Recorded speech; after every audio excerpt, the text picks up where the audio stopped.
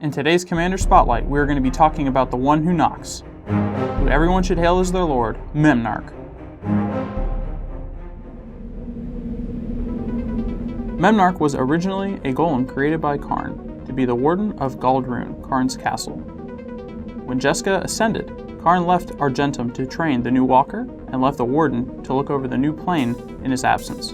And before Karn had left, he was given unimaginable power. He was not only resculpting the plane into Mirrodin, but then he tried to take over the plane and make a machine called the Soul Trap. With the Soul Trap, he would ultimately become a planeswalker and scour the multiverse. His plans came to an end though, as Glissa, Sunseeker, and Bosch, Iron Golem stopped Memnarch's tyranny once and for all. Memnarch is quite the controlling general to have. In Mono Blue, you have a lot of deck manipulation and artifacts that will roam the board and ruin your opponents. Memnarch has two activated abilities. His first one is to do what he did to make Argentum into Mirrodin, and that is to make things into artifacts. And with his second ability, he can take those artifacts for his own evil purposes.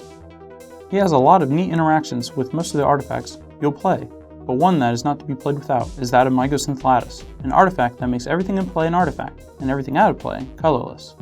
Using this, Memnarch becomes a lot more mana efficient due to one of his abilities being out of date for use. Here's a few cards that you cannot play without. Power Artifact is so effective when placed on Basalt or Grim Monolith, because you can float infinite colorless mana. Place it on a Staff of Domination or Memnarch to make gaining card advantage more advantageous. Unwinding Clock allows your mana rocks to be available on your opponent's turns and not have to pay to untap the few that require it. It also enables a pseudo-vigilance for your artifact creatures. Voltaic can double the mana of one of your mana rocks for a turn and help you excel. The basic reason you want all of these cards is due to the advantage obtained by having a lot of mana to steal a bunch of things. You'll have no threats to stand in your way that you cannot convert to Memnarch's side. Now this is the list that I would be using. Keep in mind that you can always alter it as you see fit. This list can be expensive the way I chose to build it. However, there aren't really any complicated interactions and it runs a very linear path. Cast your mana rocks, run out Memnarch, protect Memnarch, take everything. You'll notice though, heads will turn your way at the start of most games and you'll probably be the target. Well, that's why we packed this deck with an arsenal of counters and disruptions that will act as a float to keep your head above the water. Another thing to note is that the heavy mana acceleration and tutors make this a very consistent list. Now with this list, you're probably saying, how do I lose? What stops this madness? Well, the answer is quite simple. When Memnarch faces any clone spell, it's very difficult to beat if you do not have anything prepared to deal with it. An opponent cloning Memnarch is scary because they could simply take your Memnarch and sack their clone, keeping your Memnarch.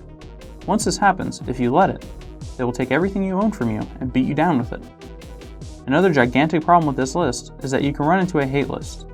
A hate list is an EDH deck that is built on resource denial and disruption while slowing and whittling people away.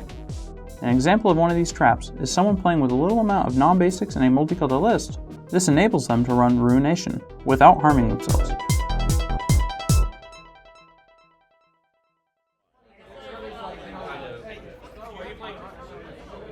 Well, that's all for this week's Commander Spotlight.